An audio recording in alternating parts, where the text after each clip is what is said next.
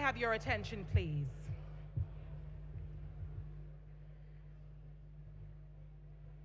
Good morning, ladies and gentlemen. If I can have your attention, please. So the last person to speak buys all of us lunch. How about that? Wow, that worked. My name is Anita Erskine, and today I'll be hosting the opening plenary. Now, our second lady is in the building. We do have some VIPs, so they're exchanging some pleasantries. They'll be joining us in a few minutes. Just so you know, we've got free Wi-Fi for you. Please look out for the network that reads Kempinski, and the password is capital CCA, capital CCA. Now, I've just been informed that a lot of us don't have our tags, our registration tags. You absolutely need all your tags to access any and every single thing that's happening over the next 2 days. Now, behind the tag as well, you get to scan the QR code that automatically puts the app, the Clean Stoves app, on your phone or whichever gadget you're using. So please look out for that app as well. In the app or on the app, you can find all the updates for the next couple of days. Now, if you need anything, we do have ushers, we do have our security personnel who will be more than happy to guide you wherever you need to go. And if there are any issues that you have, whether relating to the conference or externally, please feel free to ask any of them for support. You would have seen the expo happening as well. We humbly request that you give them some support by also taking a look at everything that's happening at the expo. Thank you very much, and I do believe we're starting in a few minutes.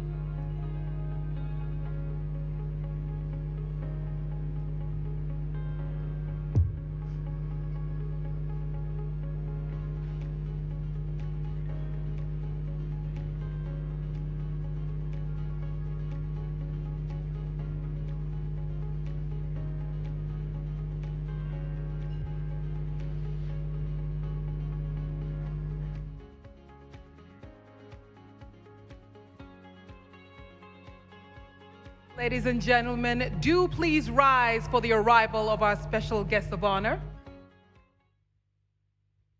Our VIPs are walking in.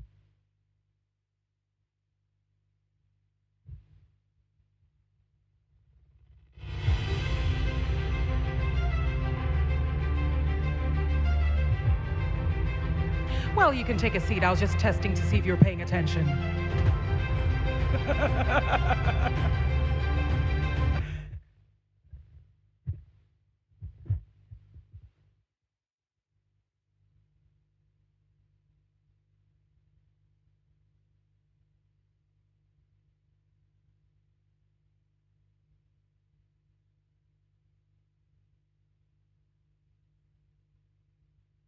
And of course, our gallant ambassador, Mr. Rocky Dawuni. Please do give him a round of applause. One of the coolest gentlemen on the planet.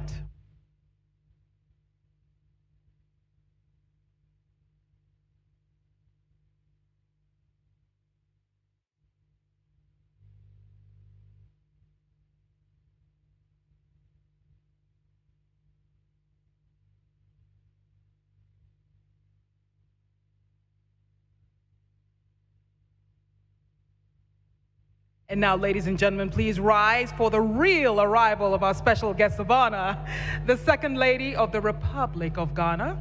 That's not her, that is the Minister of Energy. He wishes.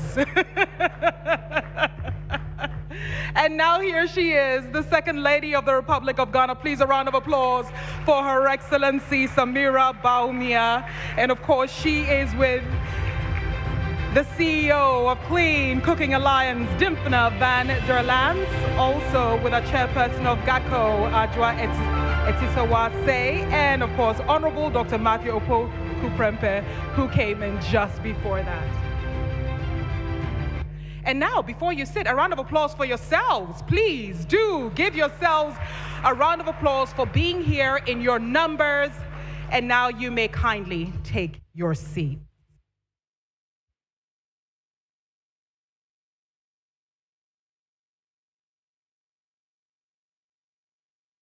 Thank you very much. I'll give the room about 20 seconds to settle down. And now that we're settled, ladies and gentlemen, please rise again for the national anthem of the Republic of Ghana.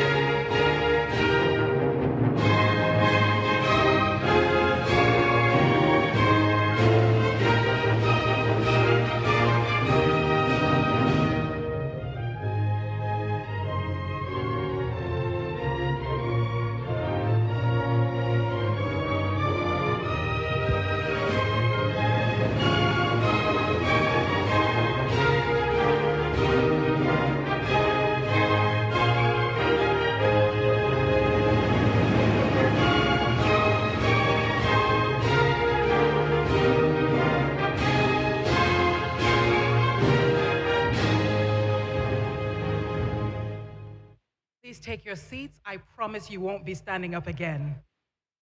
Unless, of course, you feel a need to give someone a resounding round of applause, which I think you should do right now. Another round of applause. And Your Excellency, the Second Lady of the Republic of Ghana, our diplomatic corps, of course, beautifully and wonderfully, here is our Minister of Energy. And I asked you to stand up and sit a few times because I just wanted to see how much energy you have, since this is a conversation around energy. My name is Anita Erskine. This morning, we are starting 3 extraordinary days. This conversation around clean cooking, of course, beautifully brought to all of us by Clean Cooking Alliance. And I do believe the government of Ghana has also been listening, paying attention, and is deeply invested in this conversation. Over the next 3 days, we have a lot of networking sessions. In between, we've got coffee breaks and lunch breaks. And do please take advantage of the numerous people that are here. We're here from different parts of the world in our wonderful city of Accra. I don't know where else you would have gone to, but you are very welcome to the beautiful city of Accra, Ghana. We are and always will be the Black Star. You know that, right? Yes, indeed. A round of applause for the Black Star. Ladies and gentlemen, to get things going, we do have a few remarks coming from a lot of VIPs here to you. I'm going to humbly request that you put all your phones on silent. But as your phones are on silent, do please also remember to tag us, to tweet, tell the world where you are and what is happening. Even though there's just about 700 of us in this room, we do believe that the billions around the world do deserve to know more about clean cooking, and that's why we're having the Clean Cooking Forum 2022. Now, let's go to our first welcome address. Do allow me, and this clap should be quite loud because she is the CEO of Clean Cooking Alliance, to bring onto the stage Dimfna van der Lans.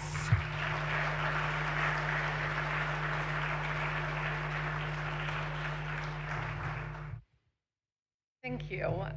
It's quite overwhelming to see so many of you here. It's just wonderful that we're in such large numbers, and I just am truly grateful for all of you being here.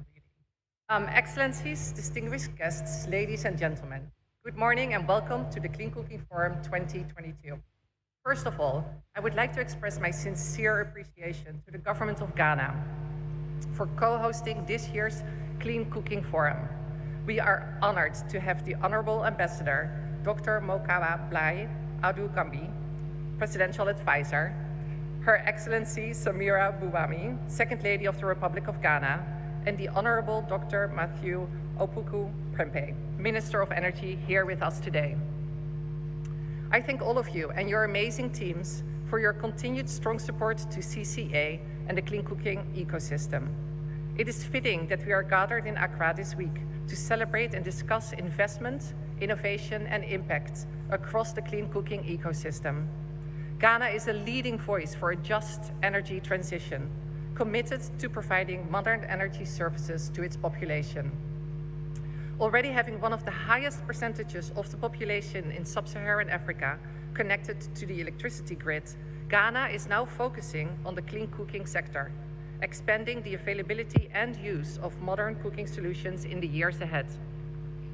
With Ghana-based companies such as Express Gas raising investments from DFIs and other investors, and other African companies like Burn and Cocoa Networks expanding into Ghana, the clean cooking sector is rapidly growing.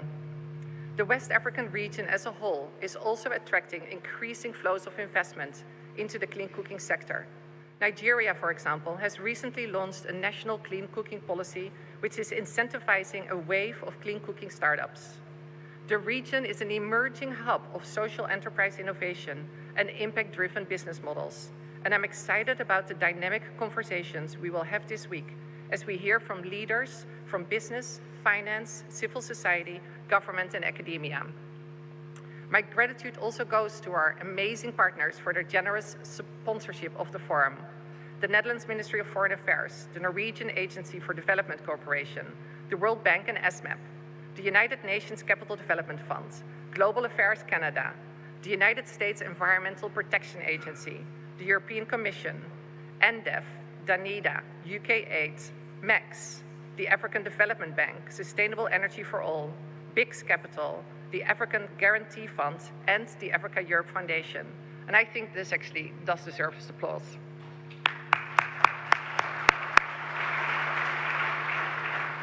It is my great honor as the Chief Executive Officer of the Clean Cooking Alliance to be here with you all today. Cooking is a fundamental part of life. It is an activity that brings families together and has cultural and social significance across the world. Yet today, billions of people do not have the luxury of safe meal preparation. Instead, they depend on polluting open fires or inefficient climate-harming stoves to cook their daily meals, harming their health, the climate, and the environment. Providing clean energy to households is critical to achieving global climate and sustainable development goals. But despite its far-reaching benefits, clean cooking is too often seen as a second-tier priority. The level of funding and investment in the sector falls far short of sufficiently matching the global magnitude of the challenge. We all know these facts. I say them all the time, but I also know this is changing, and I'm hopeful those are sentences I will have to say less and less and less. Standing in front of all of you today, I'm both humbled and energized by your expertise and commitment to the clean cooking sector and our collective efforts to change that narrative and break those silos. We've seen incredible progress since the last time we were together in Kenya in 2019, with more than 500 million people gaining access to clean cooking since 2010, saving millions of lives and billions of dollars in economic impacts. While there is much more to do, the sector is indeed gaining momentum, and recent trends we're seeing represent a turning point. There is more recognition and integration of clean cooking into national climate and energy plans. Nearly 70 countries have included clean cooking as part of their nationally determined contributions to the Paris Climate Agreement. Countries are increasingly adding demand for electric cooking to their utility plans. And clean cooking enterprises are raising previously unheard of levels of capital. The amount of capital raised in the first part of 2022 alone is more than double than what was reported in 2020. The ecosystem continues to mature as more businesses and collaborators from other adjacent sectors develop partnerships and start new initiatives. The launch of the Spark Plus Africa Fund shows the appetite of a wide range of investors for establishing and funding a vibrant ecosystem. As we look forward, I have great optimism that all of us here will continue to be on the front lines of achieving universal access to clean cooking. But we cannot do it alone or in isolation. It is my hope that this forum will provide opportunities for us to learn from each other's stories, for us to share insights on our journeys, for us to make connections and work towards more holistic, systemic approaches. At CCA, we fundamentally believe that strong collaboration and coordination across sectors and geographies, and empowering national governments to lead ambitious clean cooking transitions through the delivery units network is essential to achieving universal access. There are many ways and many approaches to address the issue of access, and we need to embrace all of them, moving away from this sense of scarcity, of unhelpful competition, of one solution fixing it all, to one of appreciating other partners' ability to contribute to this urgent challenge. We believe in the power of creative partnerships and in the value of a strong clean cooking ecosystem, comprised of sustained, well-coordinated engagement from diverse actors in our and adjacent sectors: climate, energy, infrastructure, health, and yes, nature and food systems. As a critical stop on the road to COP27 in Egypt, this year's Clean Cooking Forum incorporates inputs from across the global ecosystem to deliver 24 highly curated sessions designed to increase commitment, action, innovation, and investment. Every day, sessions will follow a theme unique to each meeting room. Participants are welcome to stay in one room for a deep dive into a particular theme or move between rooms. Themes such as delivering solutions at scale, putting people at the heart of clean cooking transitions, realizing the enabling environment for clean cooking, achieving SDGs and net zero with clean cooking, resilient cities, communities, and landscapes, and innovative finance to transform clean cooking markets. That is not all. As an increasingly important segment in the clean cooking ecosystem, various aspects of the carbon markets will be discussed throughout the 2 days. The Innovation Expo showcases a wide range of developments from 33 companies and other organizations helping to drive the clean cooking ecosystem forward. And the B2B networking session allows participants to connect directly to expand their networks. You can still sign up for the B2B booth outside. What inspires me every day is that I can see the unfolding potential of this ecosystem, of the partners, leaders, investors, entrepreneurs, and consumers, of all of you. We can do this if we work together, because there is a lot to be done. With more than, I had written down 500, but I'm now realizing it's 700, with more than 700 people in attendance from countries across the world, and many more joining virtually, I have no doubt that the Clean Cooking Forum will provide an important platform for us all to help build a collaborative and impactful clean cooking ecosystem, where ambition, investment, and action align to assure no one is left behind. Thank you. Thank you very much, Dimtna van der Laan, CEO of Clean Cooking Alliance. And ladies and gentlemen, as she takes her seat, I would like to remind you once again, kindly put your phones on silent. I ask you very respectfully and humbly to do so. And now, here to give her welcome address, please give her a resounding round of applause, Her Excellency Samira Baumia, the Second Lady of the Republic of Ghana. Please rise as she takes the stage.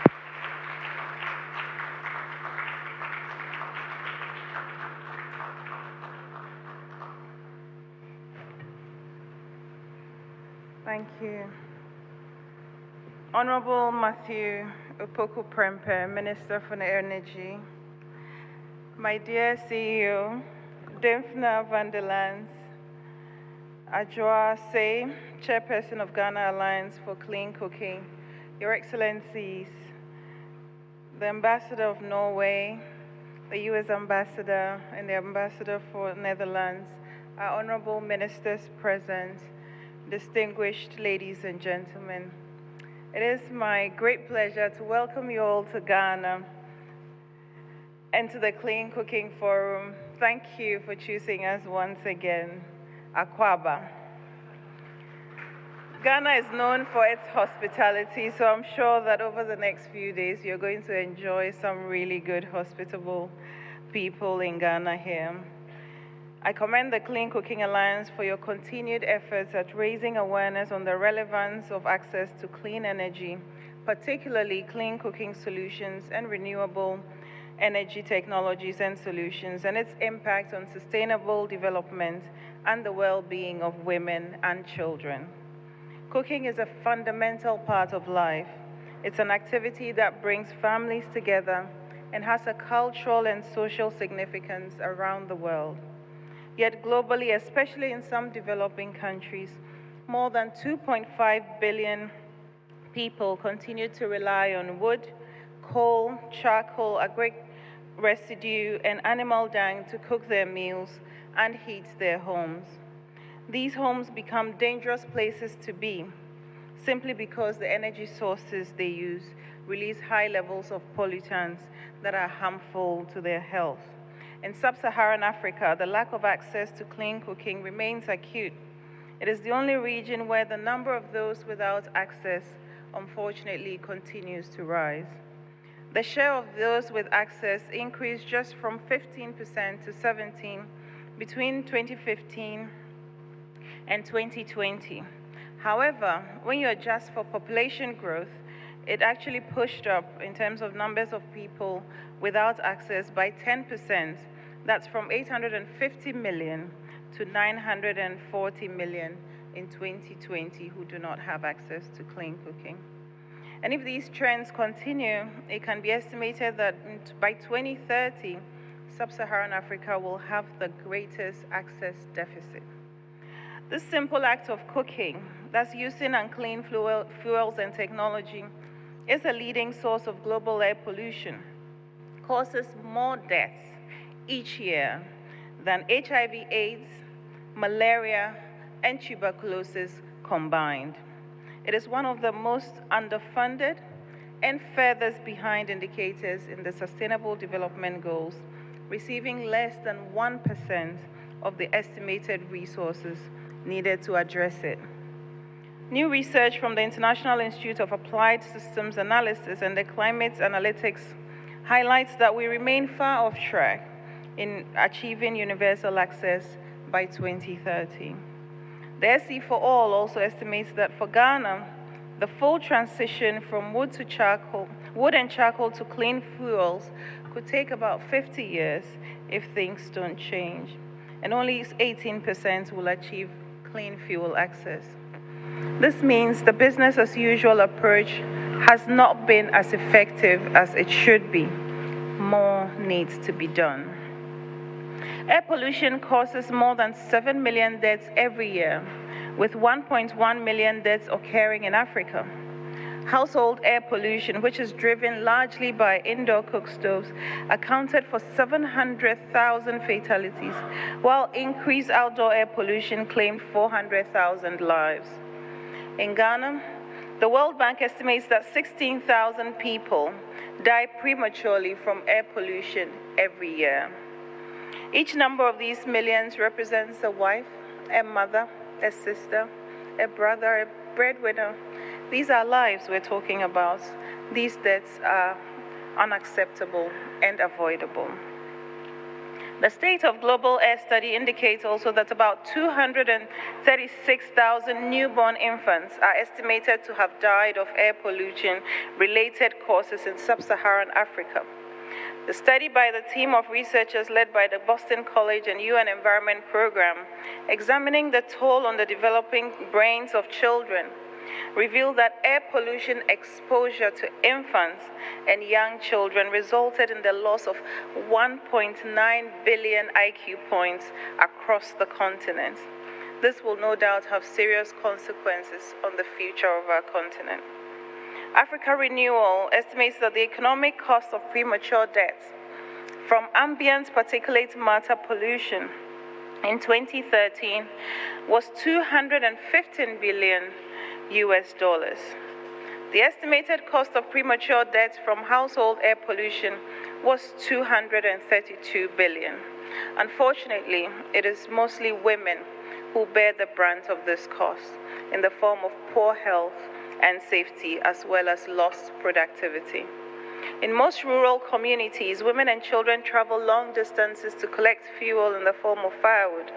This is a time-consuming and exhausting task, which offers much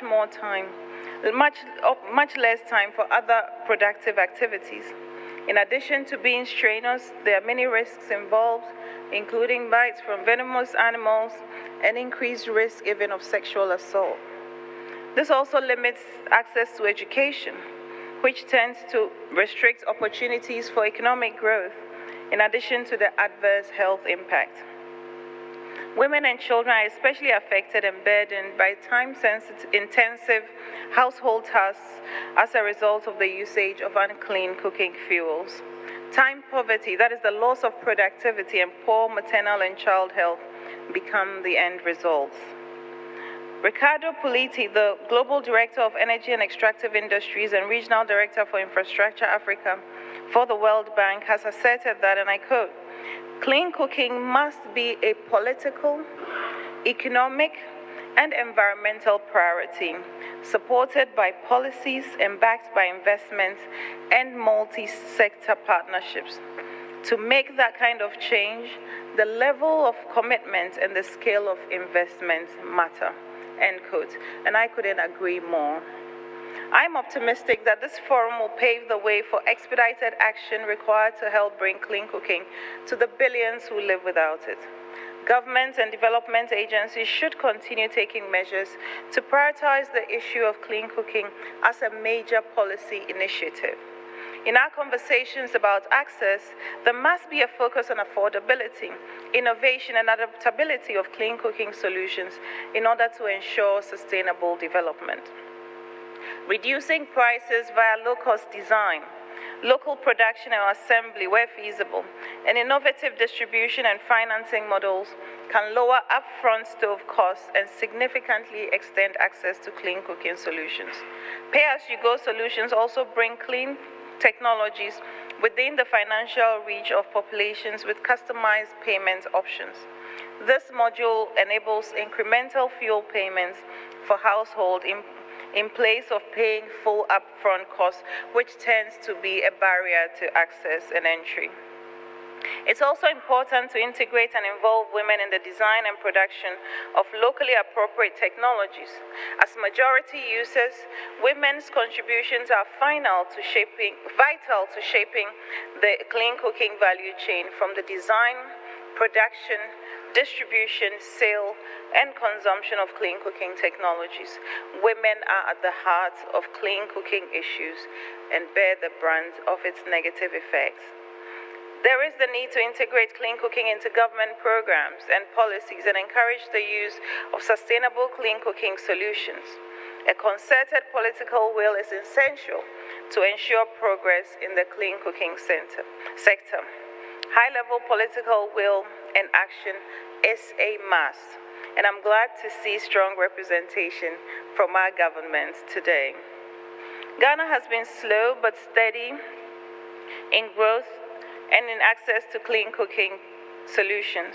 About 14% of the population currently cook with clean fuels and technology, and 32% are using improved cook stoves.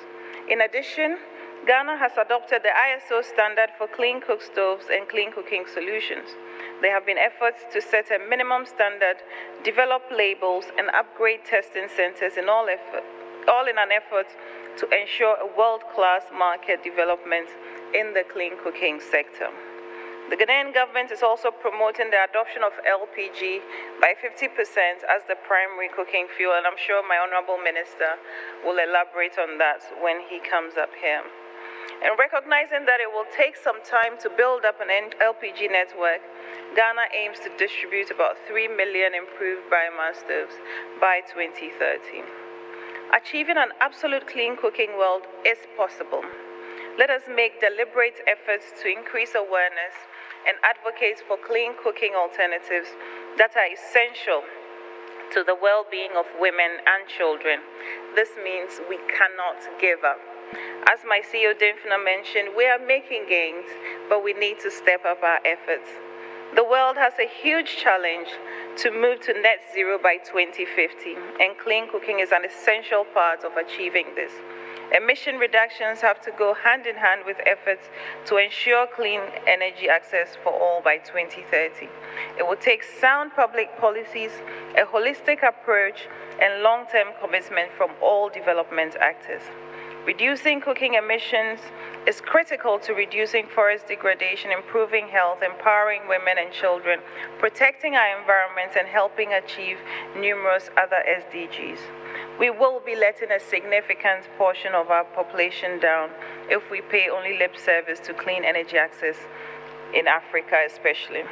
Let us choose to strengthen partnerships to better effectively address the issues of clean cooking solutions. The cost of inaction is too high. Let us act now. Thank you. Thank you very much, Your Excellency, Second Lady of the Republic of Ghana, for your welcome address and your call to action. Before I invite my next speaker, allow me to acknowledge the presence of the Deputy Minister of Trade and Industry, Honorable Herbert Krampa. Also in the building is Executive Secretary of Energy Commission, Engineer Oscar Amonu Niza. We also have our Deputy Energy Minister, Honorable Amin Adam Antha. And last but definitely not the least, in our presence here is also the Deputy Minister of Energy in the person of Honorable Andrew Ejapa Mesa. And speaking about the Ministry of Energy, it's time for us to hear from the man who is at the helm of it all. The Honorable Dr. Matthew Opoku Prempeh will share a few words with us.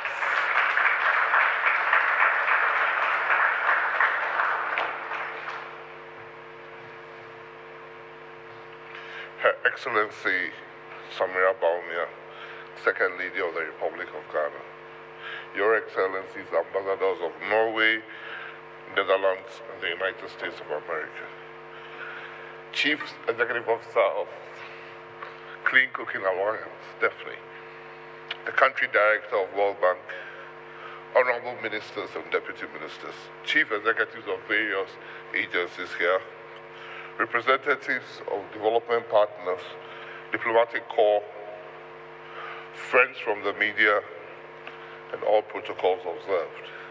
It is my sincere pleasure to welcome you all to the open plenary of this year's Global Clean Cooking Forum taking place here in the city of Accra. This is the second time the Global Clean Forum is being hosted in Ghana, a good indication that the country's energy transition efforts and accelerating access to clean cooking have gained recognition globally.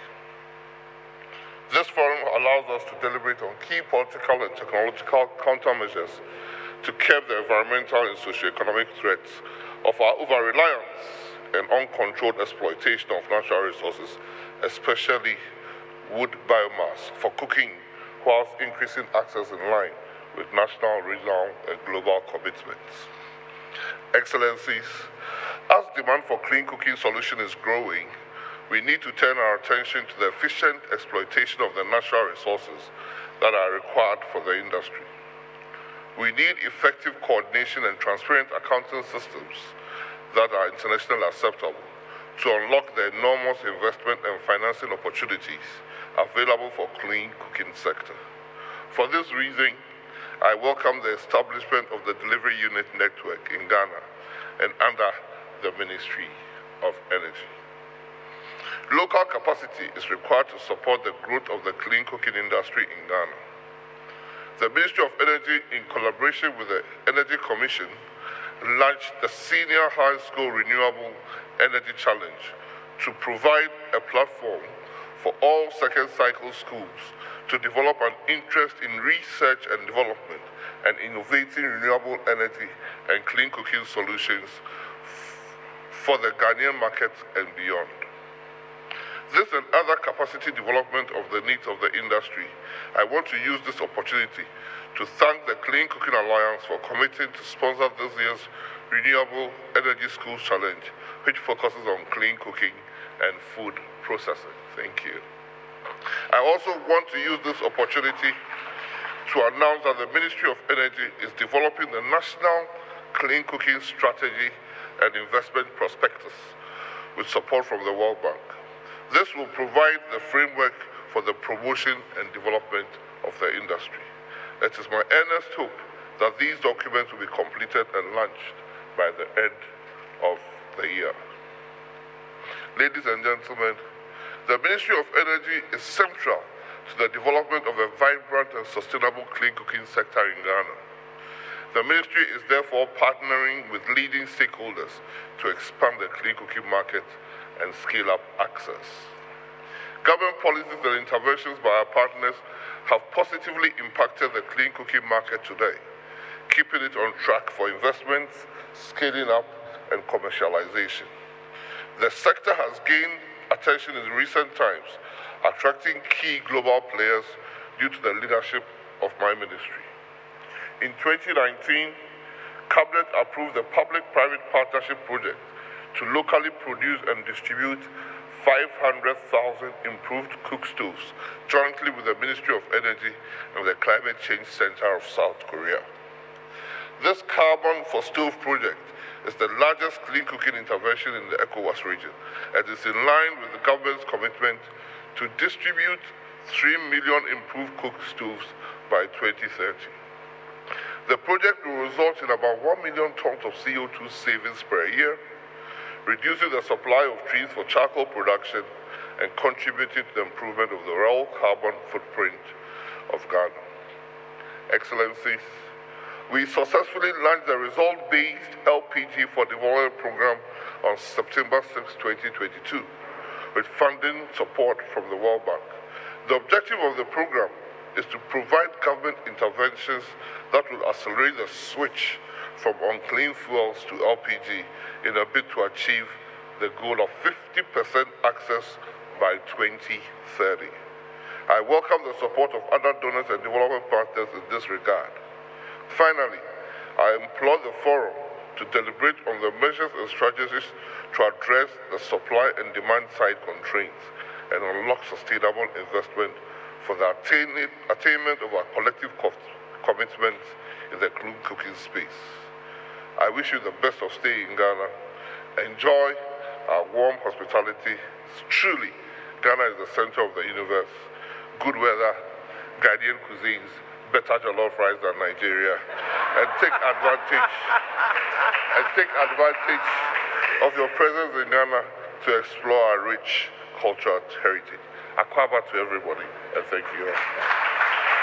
Thank you very much, Honorable Minister.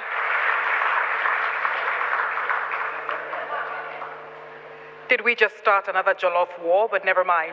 Ladies and gentlemen, please allow me to welcome to the stage the chairperson of GACO, Madam Ajua Say.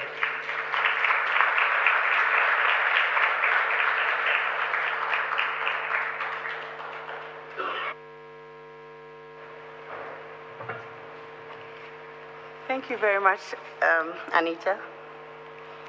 Her Excellency, Madam Samira Baumia, our second lady, our beautiful second lady who happens to be a global ambassador for clean cooking. Ghana is proud to have a lot of wonderful people supporting clean cooking in Ghana, and we are happy for her support. In fact, my work has been made so easy for me this morning because my global CEO, Dimfna, has talked a lot about clean cooking. Her Excellency has also talked much about clean cooking, and my minister has also touched much on what Ghana is doing. So I would just love to welcome you all to Ghana, Akwaba to you all. Ghana is pleased to host yet another clean cooking forum. It seems like just yesterday when we held one in 2015. A lot has happened within the ecosystem since then. That you have come to Ghana again is not a surprise. Clearly, we must be doing something right. Ghana has shown so much commitment, leadership, and thank you. Right. Ghana has shown so much commitment and leadership in deploying cleaner technology to our country, every corner of our country. Our government has also showed increasing commitment to the agenda of clean cooking in Ghana. And we believe at the Alliance that as you are here today, as you interact with us, as you engage with us throughout this forum, all the beautiful work and the impact we are making will be played, fully played, and you will feel the impact that we have made in Ghana. We've had a lot of talks about increasing access in Ghana, and I am a storyteller, so I would love to touch on the kerosene story. Growing up, we could find kerosene in every corner of the country, even though it wasn't a very good choice. That was what we knew, and we used kerosene everywhere. It was readily available, it was highly accessible, and everyone could lay hold on them. Why can't we go back and revisit the processes that we used to get kerosene to every corner of the country? I believe that as we meet here this week, as we deliberate in our various sessions, if we can think through the processes that we went through to get kerosene out there, I'm sure that we don't need to reinvent the wheel. We can get clean cooking technologies to every corner of this country and of Africa.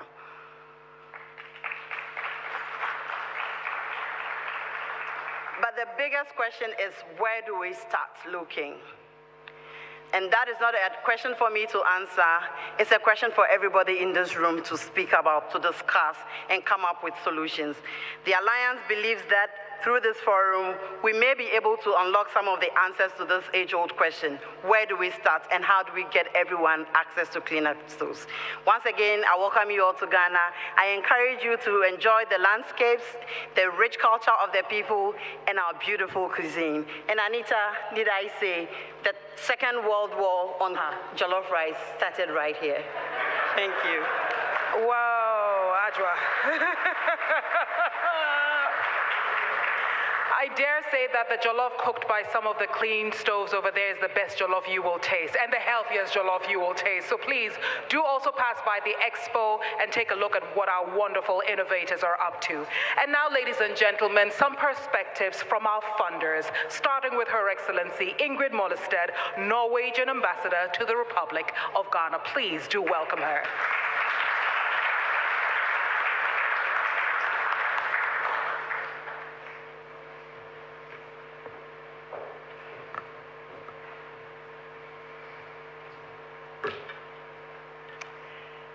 Thank you very much. Your Excellency Samira Bawumia, Second Lady of the Republic of Ghana, Honorable Minister of Energy, Dr. Premper, Deputy Ministers, Presidential Advisors, Executives of the Clean Cooking Alliance, Excellencies, ladies and gentlemen, good morning to you all. First, I would like to thank you for inviting me to this important event, which I am sure will raise further awareness about the powerful impact that clean cooking policies and clean cooking technologies will have on people's lives and well-being. I would also like to address a special thanks to Ghana for organizing this event, I understand, for the second time. When countries like Norway present their development policies, international development policies, we tend to follow or to mention the following aspects: economic development and poverty reduction, climate change, improved global health, food security, and gender equality, all part of the Sustainable Development Goals.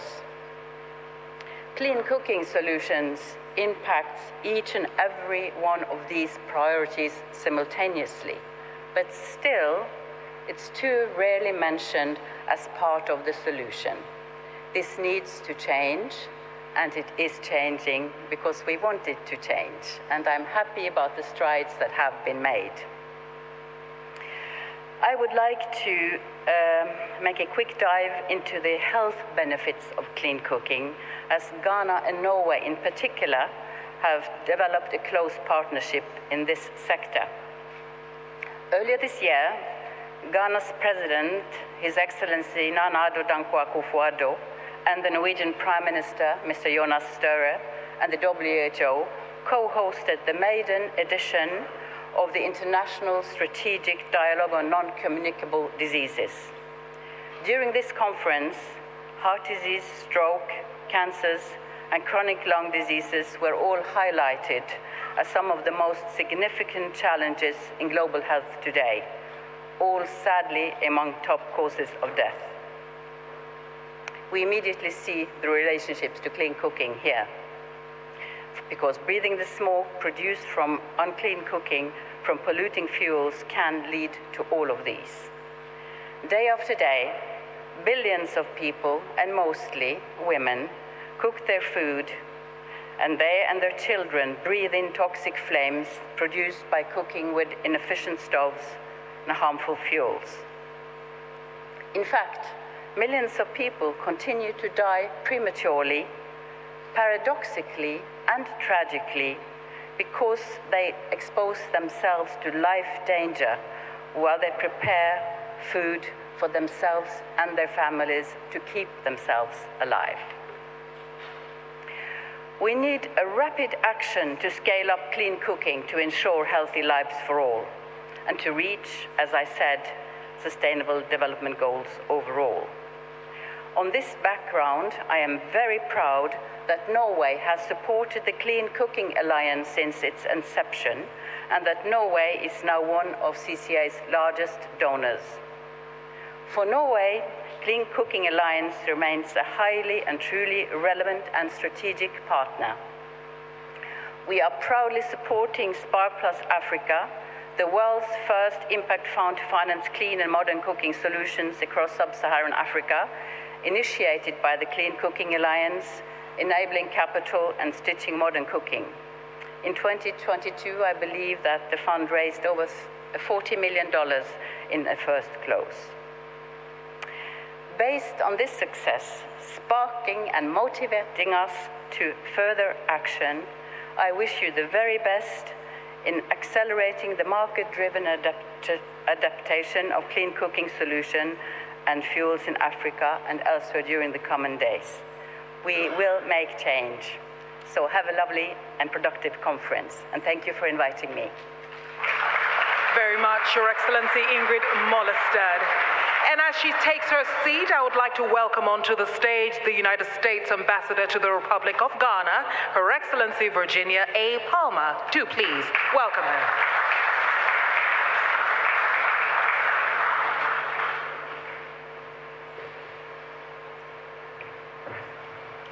Good morning, everyone.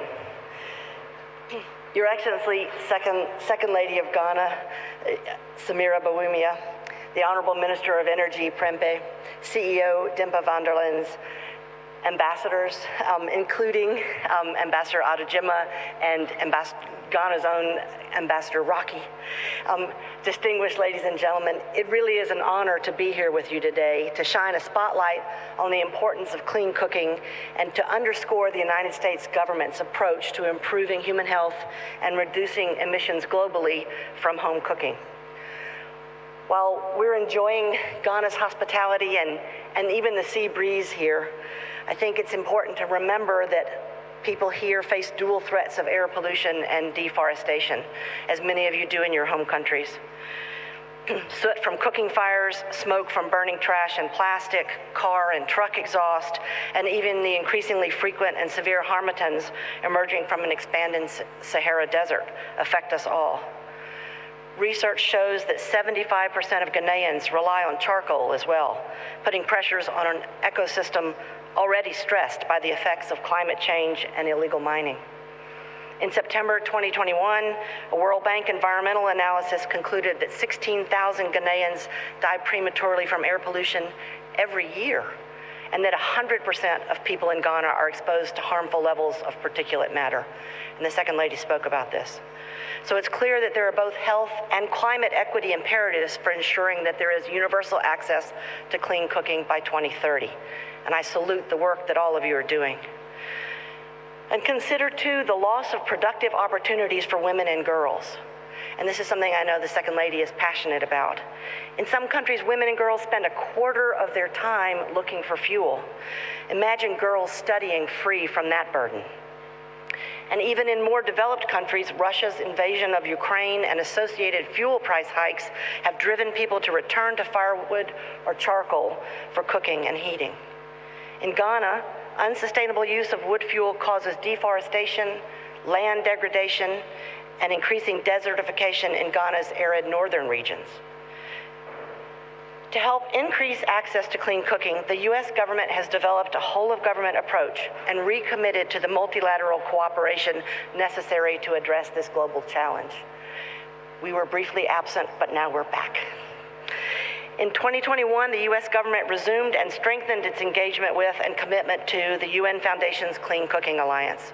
We've been working closely with the Clean Cooking Alliance and partners throughout the world to reduce emissions from home cooking and heating that contribute to climate change and directly affect health and livelihoods of almost 40% of the world's population.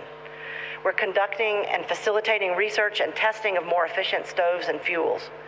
Working both in the Household Energy Lab and in the field, we're building the capacity of regional stove testing and knowledge centers around the world.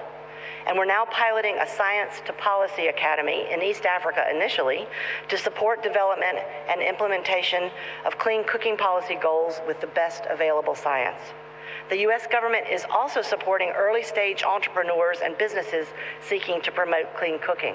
And this has impacts for the environment, but also for job creation and tax revenue generation in countries where this is happening. And as further evidence of our commitment to clean cooking in Africa, today I'm pleased to announce that USAID just awarded $2.1 million to Burn Manufacturing's expansion to West Africa to accelerate large-scale outreach and positive impact of their stoves project. Thank you. Burn has already produced over 1 million stoves in their Kenyan facility and made a significant positive impact on millions of people. And we expect their transition to West Africa to bring even greater impact. All of these efforts advance one of the major objectives of our new U.S.-Africa strategy to support a just energy transition and the tools and capabilities to arrest and adapt to our changing climate. And it comes at an interesting and important time for the United States. We just passed something called the Inflation Reduction Act, which doesn't, by its title, tell you much, but it is one of the most significant contributions to climate funding that the United States and, frankly, the world have ever had. And I'm very pleased that we're really back in this field where we belong. And so please be assured of the United States' continued support for your vital work. And I wish you a productive and energizing sessions here in Ghana and continued success as you return home. Thank you very much. Your Excellency Virginia Palmer, thank you very much. Ladies and gentlemen, today we do have a hybrid formula or format going on. So please do look at your screens for our next message coming from the director at the European Commission's Directorate General for International Partnerships, and it is Carla Montesi, joining us via video.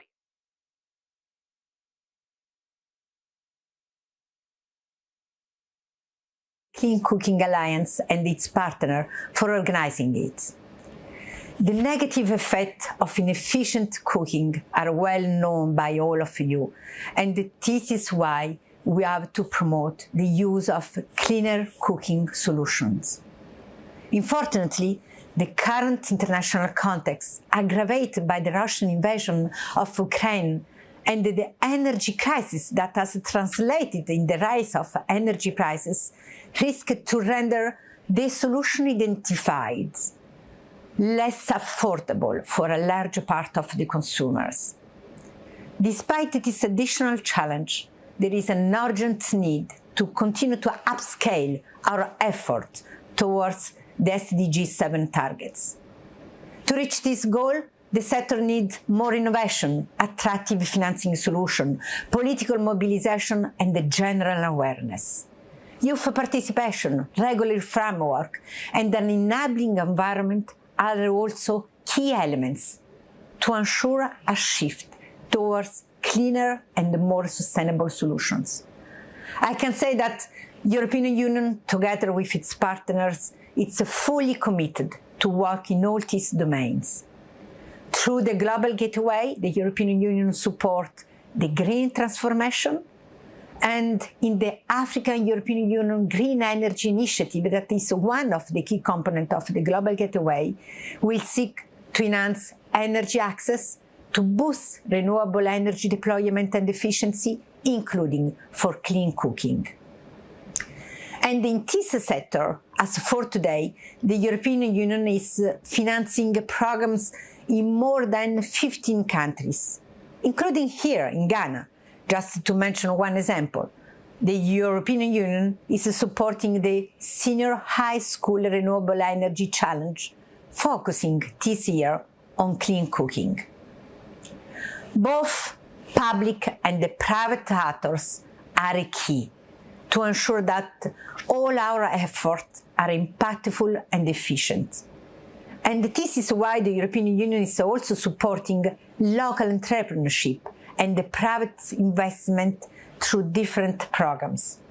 One example is the Spark Plus Africa Fund, which is the first fund fully dedicated to support the private sector clean cooking projects. One other important example is the Sea Clean Cooking Program that the European Union co-finances with the Netherlands and Denmark, that will be further presented during this forum, and you will have the time to discover. To conclude, let me say that we have all an important role to play to accelerate the path to reach SDG 7 target for clean cooking. Let's continue to work together. I wish all of you a successful forum.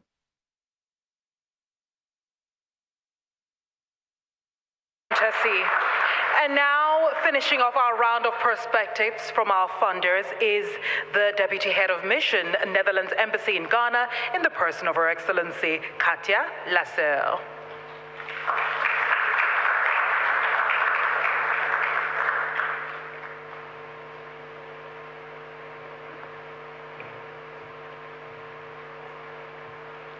Good morning, everyone. Wow, this is an impressive audience. Thank you very much. It's an honor for me to speak at this important forum and to represent the Netherlands government at this forum. I will stand on previous protocols, as we say here in Ghana, but I'd like to especially thank the Second Lady of Ghana for her presence here. This forum could not come at a more timely moment. Energy and food prices are soaring, and the alarming impacts of climate change are becoming more and more visible. The importance of access to clean energy and clean cooking is urgently clear. I will not go into the statistics because they have already been eloquently expressed by the previous speakers. I would just like to say that the Netherlands is a firm supporter of clean cooking. At last year's UN High-Level Dialogue on Energy, we committed to be a global champion for energy access. In this role, together with the governments of Kenya and Malawi, we asked specific attention for clean cooking as a sector where progress needs to be drastically accelerated and brought to scale. We all know more action is needed. In our new foreign trade and development policy, we have therefore doubled our energy access ambition. We are committed to providing access to clean cooking and electricity based on renewable energy to 100 million people by 2030. Clean cooking and clean fuels are a specific priority in our energy access work because we recognize that cooking is the most fundamental energy need that people have. Everybody cooks. Myself, as a single parent of 3 children, I know how much time I spend in the kitchen, and I'm lucky because I have a nicely equipped kitchen where I can do clean cooking, but most women in the world do not have that luxury. To make sure no one is left behind on the road to universal energy access, addressing the affordability gap is key. That is why we are taking the lead with a pilot through energizing development partnership for demand-side subsidies for clean cooking and off-grid solar to facilitate access to energy for low-income and displaced populations who remain out of reach of commercial markets. For the Netherlands, partnerships are at the heart of our work on clean cooking. Back in 2005, we founded the Energy Access Partnership energizing development together with our German friends. This partnership has since grown and has already provided more than 25 million people with access to renewable energy, including 19 million with access to clean cooking. A recent example of our partnership approach, which was also referred to by our European Commission partner Carla Montesi just now, is this SEECC program, or Strengthening the Entrepreneurial Ecosystem for Clean Cooking, which aims to provide access to durable clean cooking solutions to 850,000 people. The program is supported by the European Commission, Denmark, and the Netherlands. Only when we work together can we realize our common goal of universal energy access by 2030. I would like to also mention the youth. Are there youth representatives here? Can you make some noise for yourself?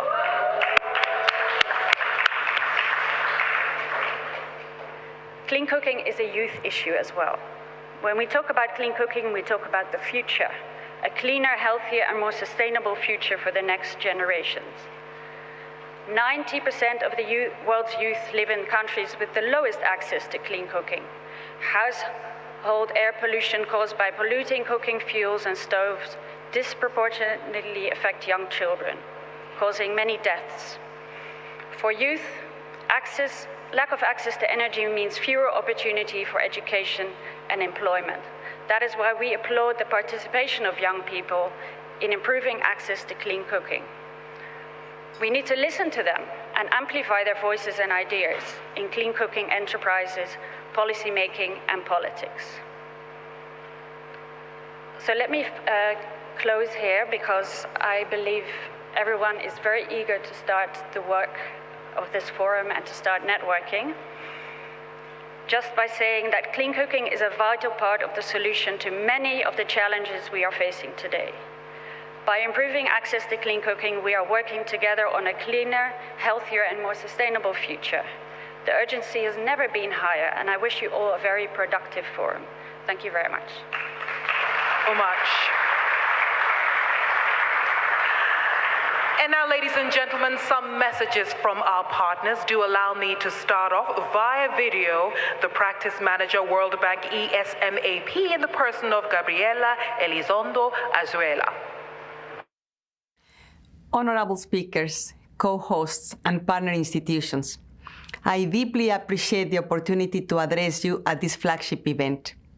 We are here today because 2.4 billion people are living in cooking poverty, meaning they still rely on polluting traditional fuels and technologies to cook their meals. The annual cost for human health, women's productivity, and the climate and environment is staggering at $2.4 trillion. With less than a decade to deliver universal access to clean cooking solutions, we must take ambitious, bold, and deliberate action to tackle the challenge. Otherwise, an estimated 2.1 billion people will remain in cooking poverty in 2030. Scaling up access requires both market-based and investment-driven solutions that improve the overall cooking ecosystem, with end users' needs and priorities at the center. Urgent action is needed in three interlinked areas: political commitment, investment, and knowledge and innovation. This forum provides a unique platform for sharing best practice and new ideas in all three areas. At the World Bank, we have made clean cooking a corporate priority. In our Energy Compact presented to the UN High-Level Dialogue, we aim to help client countries provide 100 million people with access to clean cooking. Over the past 5 years, the bank's support to clean cooking has totaled nearly $240 million across 29 countries, mainly in Africa and Asia. To further galvanize political commitment and investment, the bank established the Clean Cooking Fund through the Energy Sector Management Assistance Program, ESMAP, in 2019. With a funding target of $500 million, the aim is to leverage $2 billion in public and private investments to help 200 million people gain access to clean cooking. The Clean Cooking Fund's current investment portfolio in Rwanda, Niger, Mozambique, Uganda, and Chad has leveraged $41.5 million in IDA financing, $10.8 million in carbon finance and $65 million in private finance to help more than 9.2 million people and 750 schools gain access to clean cooking. As we begin the Clean Cooking Forum, let's encourage all stakeholders to redouble their commitments and investments in this critical agenda. Working together at all levels, local, national, and international, we can unlock the transition to clean cooking for all. Uplifting the world's vulnerable populations from cooking poverty is not only possible, it is imperative for healthier families, women's empowerment, and cleaner environment. Thank you. Thank you very much, Gabriela. Co-hosts and partner institutions. The IDE Energy Lead, Africa, Asia, and the Pacific of the United Nations Capital Development Fund is Vincent Huerta, and he's here to share a few words. Please welcome him. Thank you. Your Excellency, Madame Bambuya, Second Lady of the Republic of Ghana, Honorable Minister, Excellencies, colleagues, and partners. Representing the United Nations Capital Development Fund, the UN's flagship catalytic finance entity for frontier markets of today and growth markets of tomorrow, it's a real privilege for me to address you all at this year's Clean Cooking Forum. I would like to acknowledge and thank in particular the government of Ghana, which has been a strong partner of UNCDF in the areas of youth economic empowerment, financial inclusion, and climate adaptation. We look forward to continuing our partnership to demonstrate an effective model of UN member state collaboration around sustainable development. I would also like to acknowledge the Clean Cooking Alliance under the leadership of Dymphia van der Lans. The CCA has been at the forefront of advancing clean cooking solutions in support of better public health, stronger economic resilience, and the conservation of our planet. The world is better for your efforts, and we thank you for them. Much of the global conversation around climate, biodiversity, and nature assets centers around the warnings that all of us must heed, individuals, communities, governments, and the private sector. But I would also hope that this year's Clean Cooking Forum demonstrates the tremendous opportunity that exists on the other side of these warnings. The impact and business case for dramatically increased investment in clean cooking is undeniable. In the run-up to COP27 and so many other events now taking place, we know the time for action is now. As far as UNCDF is concerned, we've been putting action behind our words, and we'll continue to do so. This is why I am excited to announce that UNCDF and the Clean Cooking Alliance are launching a strategic global partnership here in Accra to accelerate finance for clean energy transition.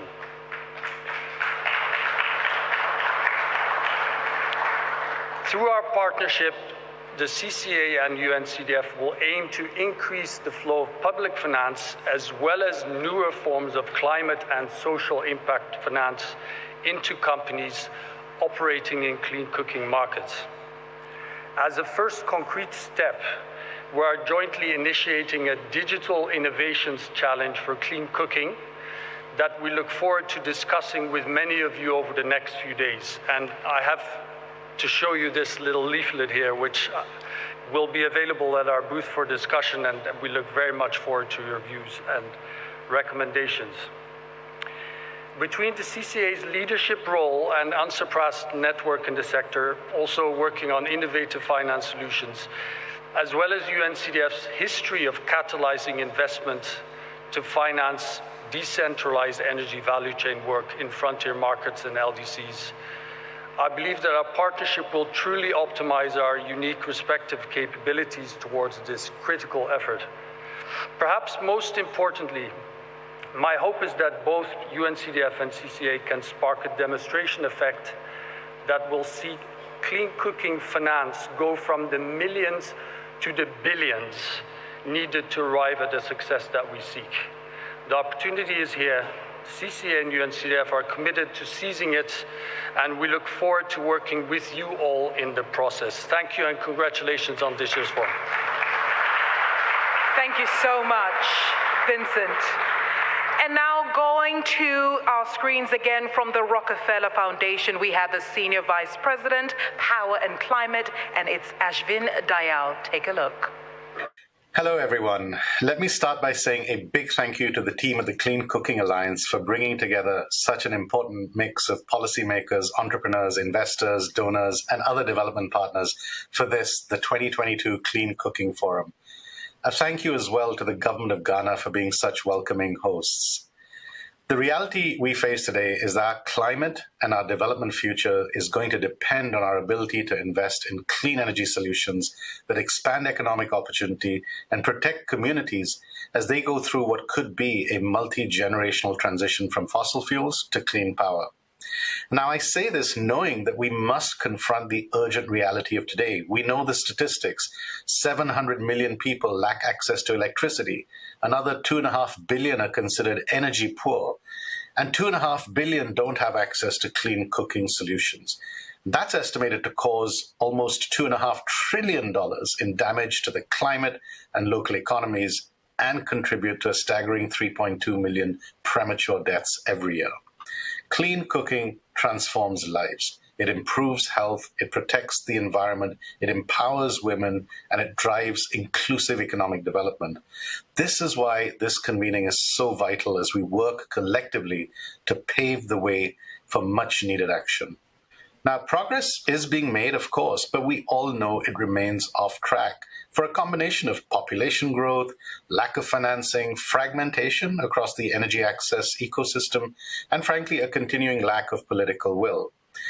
And in Africa, the numbers are going in the wrong direction, with the access gap in sub-Saharan Africa nearly doubling since 1990 to reach close to 1 billion people. At the Rockefeller Foundation and in partnership with the Global Energy Alliance for People and Planet, we're working closely with governments to accelerate inclusive energy transitions that will alter the trajectory of the climate crisis and boost economic progress for everyone. So our focus has been on electricity, but as I was discussing with the Clean Cooking Alliance team just the other day, individuals and households don't compartmentalize their energy needs, and neither should we. As a global community, we must galvanize our collective efforts to achieve affordable, reliable, sustainable, and modern energy for all. We need an approach that's holistic, that embraces clean cooking, clean energy for homes, and an ever-increasing array of solutions that help drive economic activity in agriculture, services, and manufacturing. This is why we are fully committed to the success of this forum and to working together with the Clean Cooking Alliance to build stronger ecosystems and to jointly advocate for an end to energy poverty in all its forms. I wish I was joining you all in person in Accra to be able to participate in the rich discussions that will take place over the next few days. And I look forward to strengthening our efforts to deliver progress on the ground together. Thank you very much. Thank you, too. And finally, in our category of perspectives from our partners, please welcome, also via video, Dr. Fatih Birol, the Executive Director of the International Energy Agency. Ladies and gentlemen, I am pleased to open this year's Clean Cooking Forum together with this great panel of speakers, including great leaders as Dymphia van der Lans and my friend Kande Yumkela. Thanks to the Clean Cooking Alliance for its important work and long-standing cooperation with the International Energy Agency. Dear colleagues, we are in the middle of the first global energy crisis, and this crisis is undermining global progress toward the SDG 7, universal access to affordable, sustainable energy. Russia's invasion of Ukraine has pushed up energy prices around the world. It is hurting households, industries, and entire economies. Most severely in the developing world where people can least afford it. We are already seeing its effects on clean cooking.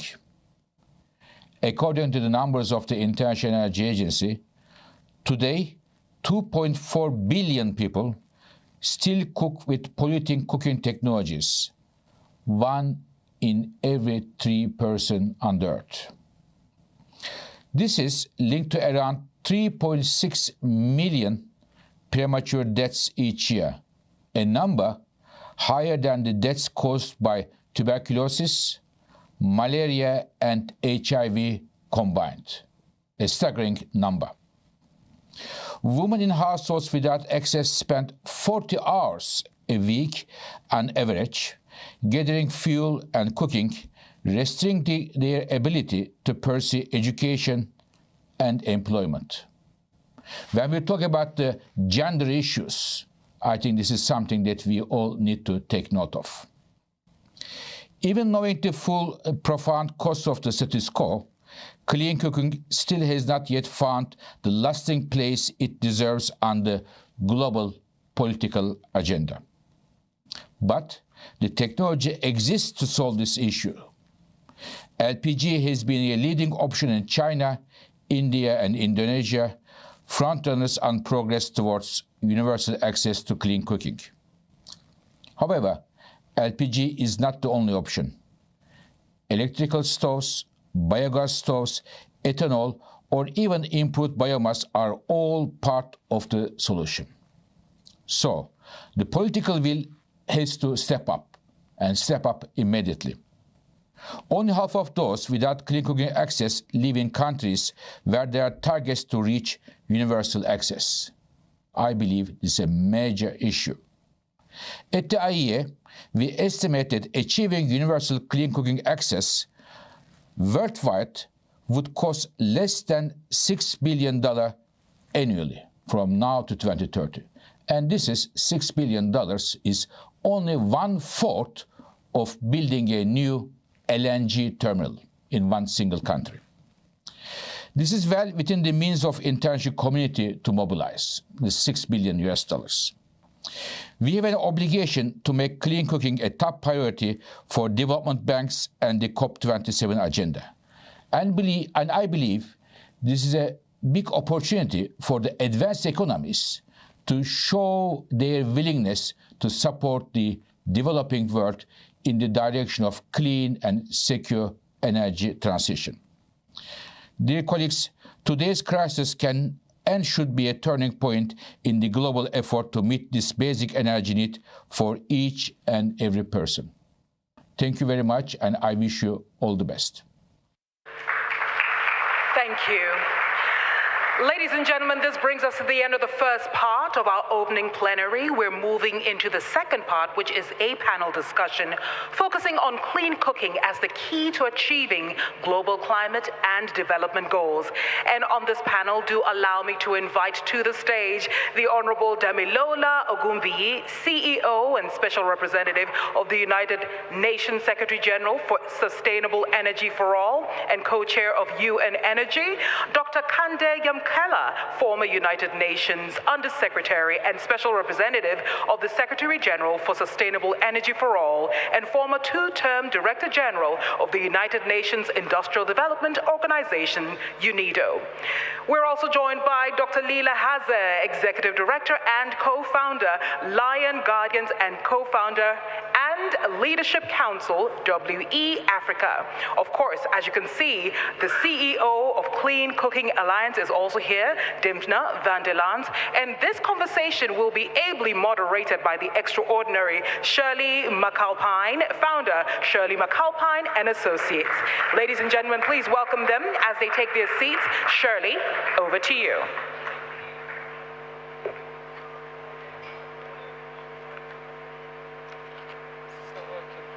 Good morning, everyone. Thank you. Can everyone hear? Can you hear? The other mic.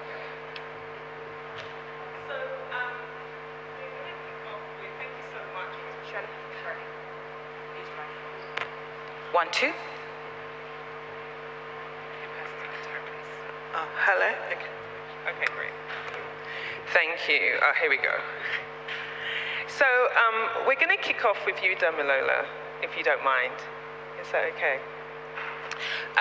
So given, we've heard so much about the statistics and where we are, and given where we are and the need to focus on both economic development and energy, let's start with what do you think is your vision for Africa's sustainable development? And how important is it to prioritize clean cooking? I think firstly what we need to recognize that Africa's sustainable development needs to be developed by Africans. No offense or anything, but there are a lot of people around the world telling Africans what to do, not understanding that there's a rich culture and people understand what to do. What has happened for many years is that Africa is the victim of climate change. And if you see in a lot of national budgets, Africans and African nations are the ones giving the most to adaptations and mitigations just by the focus that they put in. So I think the first key is understanding that Africans know what to do within their communities, what they need to support in terms of financing, technical assistance, and then support in terms of some of the aid support as well. In terms of clean cooking is everything. If we really talk about COPs and a climate agenda, then clean cooking is at the heart of that. What has been happening for a number of years, because I'm more on the energy access electrification side, is clean cooking has been seen as like almost a stepchild to electrification instead of the other way around. Instead of understanding, if we talk about, gender imbalance, especially a lot to do with gender-based violence as well, it really stems from clean cooking in terms of empowering the youth, in terms of economic development. We really, really need to take this seriously. So the amounts of money that's been committed are great, but it's just not enough if we are to take this seriously. And I think what DIFNA is trying to do, and the reason why I'm here, and Kande, my predecessor and mentor, is to explain to everybody that it's not a, how can I put it, having clean cooking is not a nice to have. It's a difference between life and death. And why wouldn't you want to be part of something that saves somebody's life? And I think that's what we have to explain to the global community and say that please take this seriously, because it's not taken seriously, unfortunately. So when we look at when you talk about the way that people are working together or lack thereof, how do you start to create a more integrated energy plan? I mean, one of the things that we've been focusing on is what does a just energy transition really look like, right? So how do we make sure that the priorities of the African continent and the priorities of climate are put together? And when I mean priorities, like in my country, Nigeria, one of the priorities was uplifting 100 million people out of energy poverty first. Understanding, Africans also want to industrialize, and they also want to make sure that their population has access to clean cooking, and to do that in a climate-friendly way. But that's not very hard for Africa, because with all the statistics, Africa is responsible for barely 3% of global emissions right now. And DIFNA was in Kigali, where somebody said, can we transition to energy first? Of which we laughed, but that's a really important point. We don't have enough energy. Sub-Saharan Africa, if you take away South Africa, barely has 81 gigawatts of energy, right? So just being born Black African, like I was, you are 23 times of disadvantage of any other human being on earth. And this is not even talking to people who don't have energy. So again, it's like, okay, are we serious about this or are we not? And that is why energy transition plans, of which, the Ghanaian government is also leading on, and, hopefully there'll be some great things coming up in COP, are very important. But when they put this forward to the global community, there also has to be that response, because we know there's always money out there when people need money, right? Because people say there's not enough money, but money seems to appear when other countries need money. The same thing has to happen for the African continent. Yeah. Can we come to you, Dr. Leela? Is that okay? Because when we look at lots of the focus is often on the policy, but less focus on the people and the impact on communities, and that's something that seems to be coming through in what Damilola's been sharing. Would you like to kind of come to that question? Yeah. You lean in. I'm going to take mine. Okay, there we go. I would love to add to what Damilolo said, especially around inclusion, because it's all about inclusion. And a lot of my colleagues and friends say that I have an inclusion disorder, and I'm very happy to accept that. And I think that when we think about the issues around inclusion, it starts that there's just been such little co-development in the solution space. So oftentimes externally solutions are created, but they don't bring them into the community. They're created externally and then they bring them in, but there's no trust. Trust doesn't happen unless it's from people from that community. So we need to engage local leaders. We need to engage people on the ground that have influence, because otherwise it doesn't work. It's not accepted and it's not sustained either. We also get a much higher return on investment when we start working with people who are from those areas. And that's from the design phase through the implementation phase. It's not just one of the phases, it has to be throughout. And I want to give an example of an organization that I've been working with called Lion Guardians. So about 20 years ago in southern Kenya, this is an area with acute lion killing. It was probably the worst area on the continent for lion killing. But we co-developed a solution that's culturally appropriate, that has been led and sustained by the community. So now there are 7 times the number of lions that there were when we first started. It is the fastest growing lion population on the continent now, outside of a protected area, because it was developed, led, and owned by the community. That's what happens. The return on investment's much higher. So I think this gets into like balancing the power dynamics, right? As we start thinking about power and increasing inclusion, token participation doesn't matter. It doesn't work. We should know that by now. We need to really think about, like in the clean cooking space, 30% of participation is women, but we need the cooks. We need the cooks to be part of these conversations, and they are the women that are in these areas. And so is it as simple as changing bylaws? Can we say that 60% of women participation has to be the quorum from indigenous communities, from local communities? Is it as simple as that? So when we think about all of this, it brings a certain level of discomfort, because we're dismantling the patriarchy, we're dismantling the systems, right, that have held us back, that have limited inclusion. And I feel like that's where the space is. It's in the space of discomfort where there is real meaningful change, but we tend to run away from that space. And so I think we have an opportunity to use our privilege to shift power to those that are most affected by climate right now. And that does take a huge amount of courage. But because business as usual right now, it's not working. It's not working for nature, and it's not working for humanity. So what do we actually need? Sorry, let me come back, yeah. So given that, what do we actually need to be doing to build the connection with the communities, to start to build the inclusion, to shift the powers, as you say? So I think what we need to be doing is we need to be connecting back to nature, right? Like we need to be connecting back to nature, because people don't protect nature unless they're connected to it. And we know that. And so I think, and it comes down to values, because every culture is connected to nature in some way, whether it's utilitarian, whether it's spiritual, there is a deep connection that's there.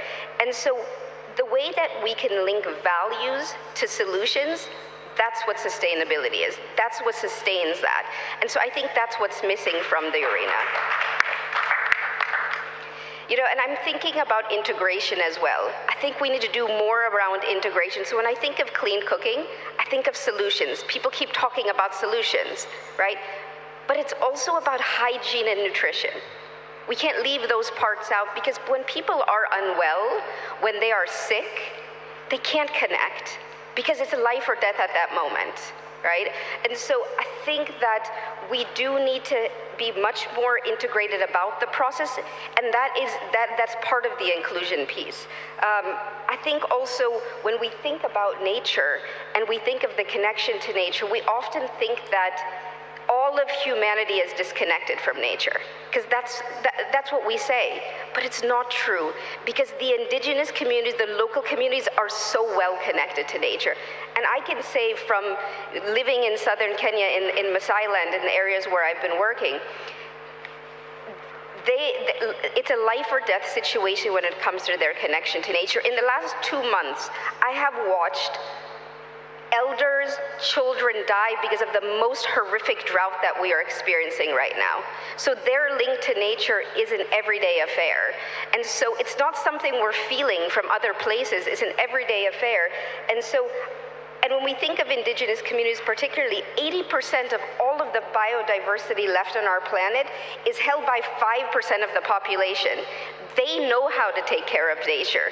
They know how to protect it. It is up to us to shift our power to allow their voices in those spaces. And it's also an opportunity for us to listen. We need to sit back and listen and not come with our big degrees to all the tables, because the solutions will come from the communities that have been keeping the 80% alive, not from the 95% that have been in other spaces. And once we recognize that, things will start to change.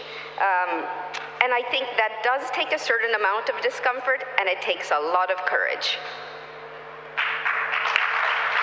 Thank you.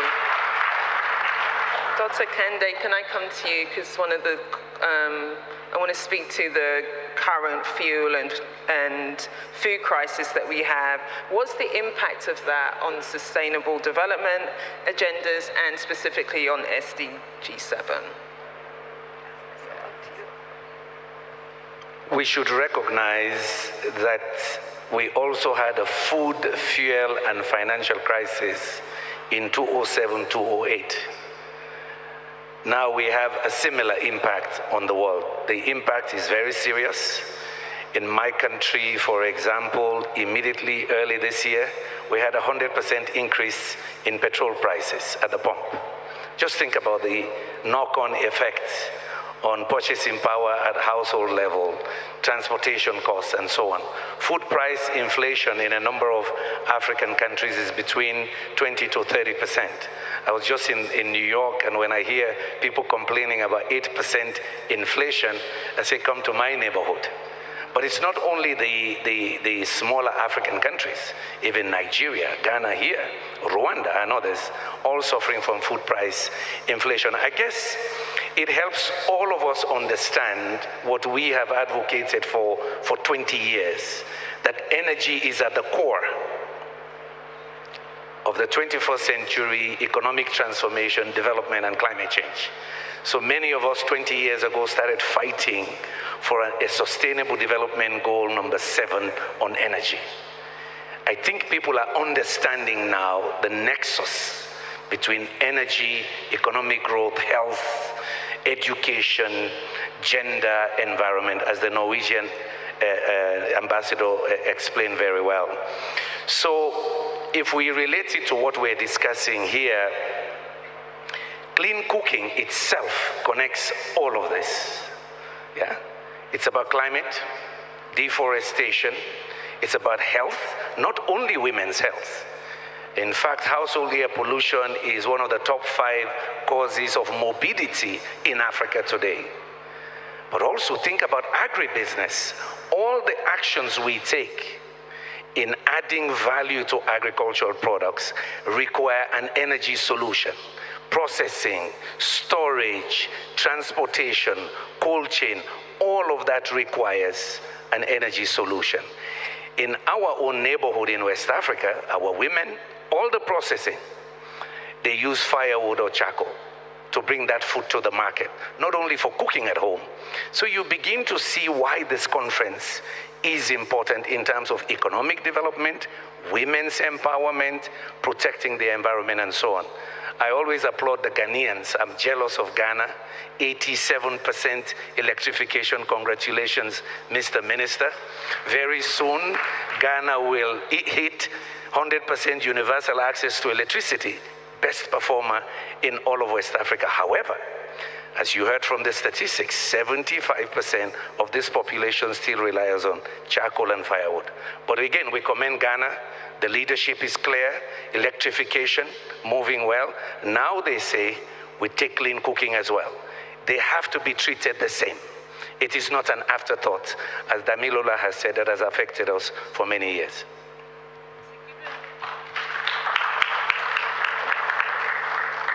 see, given the success, if you speak to the success there in electrification, has required government's leadership as well as the private sector, but oftentimes they're not always, there's a disconnect between the private sector and the governments working together. So why do you think that is, and how do we get to a more systemic approach in the work that needs to happen? Well, everywhere in the world, energy policy is sensitive, it is complex, it is difficult, because it touches on everything else. So the interest groups are many, whether in the United States, Germany, or for us in Africa.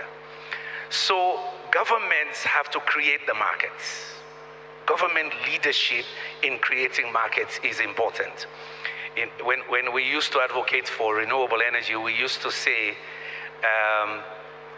that thanks to European energy policy for renewables, countries like China and others produced a lot of solar technologies that were exported to Europe, you know, for the solar panels and so on.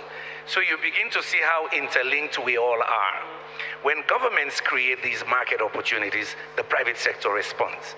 But remember, even in Germany or United States or EU, governments had to provide incentives, feed-in tariffs, other forms of industrial interventions. The American ambassador mentioned IRA. We're all so happy about American leadership coming back in. So you need government for the right regulations, for the incentives you need, and we come back to clean cooking. We don't see the same for clean cooking. We've seen it for solar power, we've seen it for wind, we've seen feed-in tariffs, we've seen investments in supporting research and development. We don't see the same enthusiasm for clean cooking. It is still treated like an orphan issue. So you need government and private sector to collaborate, but you need governments to take the lead, to build these markets. Because of all the sensitivity, but also the institutional arrangements you need, the negotiations you need to get the private sector confident to move in. One last point I want to make. A major bank in the world, the CEO once said in one of our forums, we need TLC in public policy, not tender loving care. Transparency, longevity, and credibility of public policy. Private sector needs to know that the energy policy is predictable for the next 20, 30 years, because these are long-term investments. That's why the longevity is important. But they also need to know that when governments change, the policy will not change. I'm in Parliament now. Quickly, politicians say energy is too expensive, lower the price. But the investor already built their plan on the existing regulations you have for the next 20 years. But politicians, typically, we want quick wins, and populist policies, we want to lower those tariffs quickly. But you already committed with the private sector. So that longevity and credibility of public policy and regulations is very important going forward to get more crowding in of private investments. And there's clearly lots of great incremental work being done in the private sector. But how do we get to a place where we're expanding that work and it's much more systemic? We need scale. 8 years to go before 2030. I'm sure Damilola, all of us, we used to talk about 2030 as if it's another 15, 20 years away. It's 8 years. We're not close to where we want to be. Africa in particular, still 600 million without electricity. 920 million, you had the numbers, without access to clean cooking. We need scale. We have to go beyond just the incremental pilot projects. I say to donors, Africa is always the experimental ground.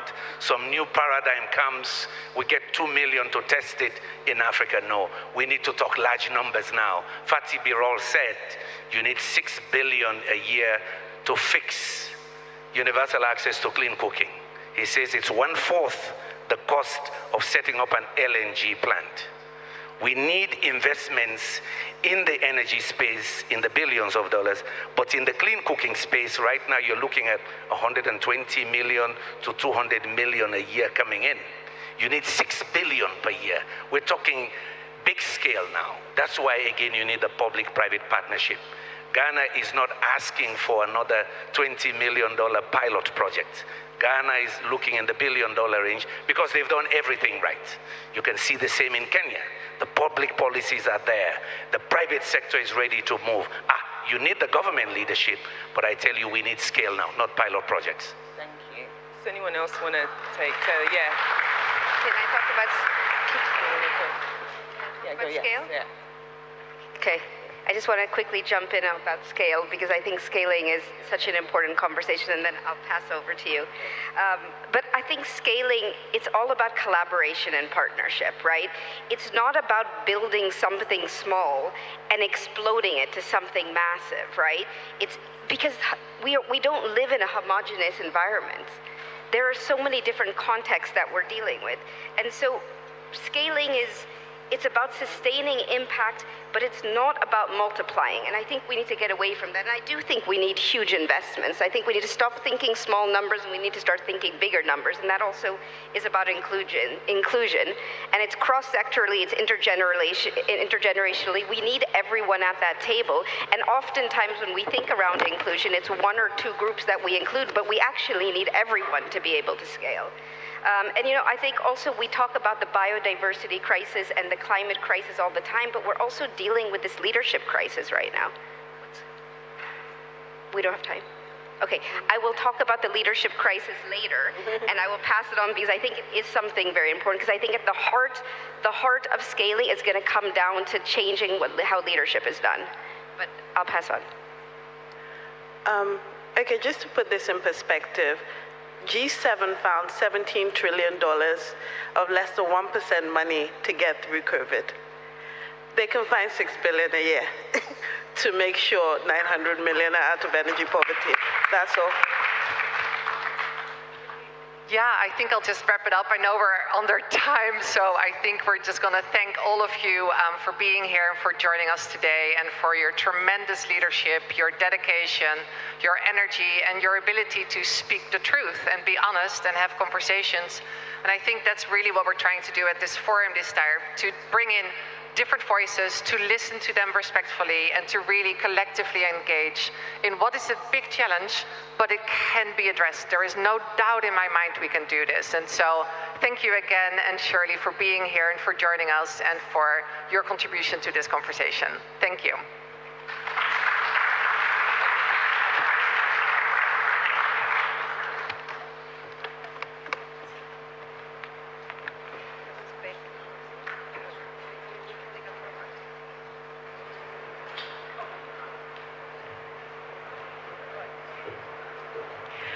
Please, a round of applause for this very engagement conversation. Wish there was a little bit more time, but I think that Shirley did exactly what we needed her to do. And thank you very much to the panelists as well.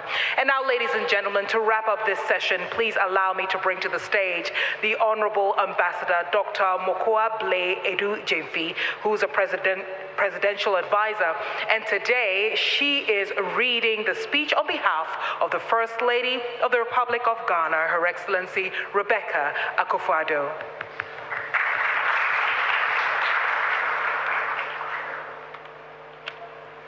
Your Excellency, the Second Lady, Mrs. Samira Bawumia, Honorable Ministers, CEO of Clean Cooking Alliance, Daphne van der Lans, I hope you wouldn't mind me. You did that to me. Your Excellencies, representatives from founders, representatives from partners, business executives and investors, distinguished ladies and gentlemen. I'm here this morning to represent the First Lady of the Republic of Ghana, Her Excellency Rebecca Akufo-Addo, who in all sincerity would have wished to be here in person, but for an equally important assignment, Her Excellency, the First Lady, has therefore asked me to convey her apologies. As I was telling people, I'm glad she didn't come, because I'm so happy to be here amongst you. I just turned 80 years of age, and then I think you should have invited me to tell you the genesis of clean cooking in Ghana. I qualified as a doctor in 1969, and at that time, the highest cause of mortality, apart from malaria, was diarrhea and malnutrition.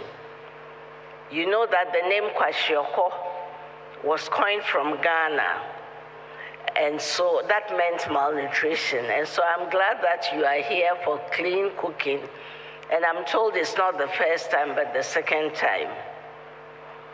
Her Excellency wouldn't mind me summing up what she had written.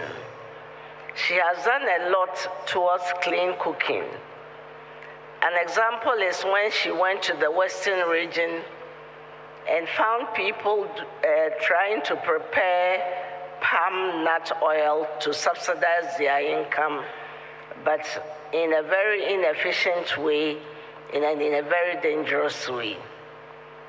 If I should put in, I remember the cases of burns we used to have in the pediatric unit, and also I heard somebody talking about kerosene. Kerosene poisoning was very rampant in our days. Luckily, all these things have gone down through things like what you are doing now, by forming consensus, inviting people from other countries, all to help in clean cooking and to conserve energy and then save the environment.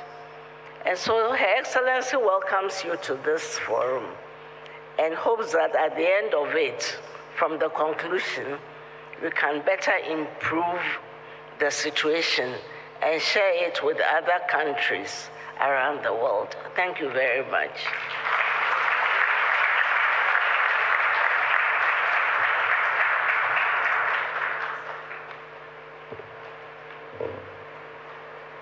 Thank you very much, Honorable Ambassador Dr. Mokwable Edu Jemfi. Reading a speech and sharing a few remarks on behalf of Her Excellency, the First Lady of the Republic of Ghana. So are you ready for your jollof? Nigerian jollof, maybe? Sierra Leone jollof? Oh, you want to join the war, sir? It's better than who? Let's not even start that, sir. Ladies and gentlemen, it is time for us to go for a quick break, but please remain seated. Before you do, our break will be 45 minutes. Kindly return to the breakout rooms at 12:15. You may take the break at the coffee station up in the garden, but we also use this opportunity to encourage you to take a look at the expo as part of your coffee break. Now, I'm going to respectfully request that our speakers this morning come back on stage so we can freeze this moment in time, in history. Kindly come out onto the stage, Your Excellency, the Second Lady of the Republic of Ghana, the Honorable Minister of Energy, of course, Dimfna, CEO of Clean Cooking Alliance. Please come up to the stage. Yes, my one and only brother, Rocky Dauni, please join them. So all our speakers from this morning, kindly come up onto the stage. Your Excellency, please join us on the stage. And everybody else, you are more than welcome to stick around, but please, we encourage you to exit from the back door to where the coffee break is happening. Kindly from the back, kindly. We have only 45 minutes for the coffee break, so please do make it quick. I know that you also want to take pictures of our special guests. Please do so, but everybody else, kindly from the back door. Please exit from the back door only to the coffee break, which is in the garden. From the back door only, please. Kindly go to the back, through the back door to access coffee, which is in the garden, and to access the expo. Please don't use the center doors. Kindly use only the back door to exit the building. And where are my official photographers? Over there, wonderful.